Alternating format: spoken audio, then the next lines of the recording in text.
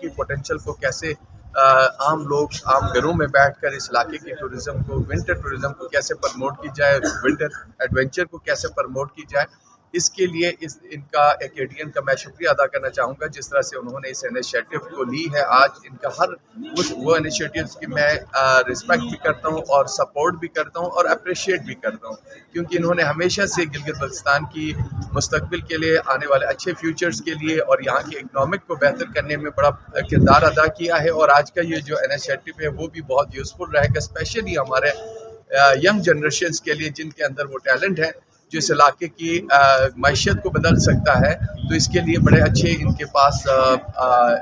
Financially بھی support ہے، جس طرح سے انہوں نے ابھی شروع کی ہے، آج ٹیکنیکلی بھی ان کے پاس سپورٹ ہے۔ تو ہم گلگت بلتستان اور پارٹوں کے ساتھ مل کر اس انیشیٹو کو کامیاب کریں گے، کیونکہ گلگت بلتستان حکومت کے بھی یہی فوکس ہے کہ یہی ہم فوکس کر رہے ہیں اس علاقے کی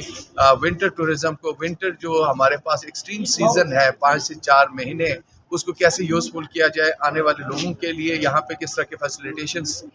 دی جائے، اور اس علاقے کی اکنامک کو بہتر کرنے کے لیے ہمیں ایکسٹریم ونٹر کی جو پروموشن ہے اس کے اوپر کام کرنا ہوگا، اور انشاءاللہ اس پر گلگت بلتستان حکومت بھی کام کر رہا ہے، اور ایکیڈین کے ساتھ اس جو پراسپرٹی ہمارے جو ٹیم کے لیڈر ہیں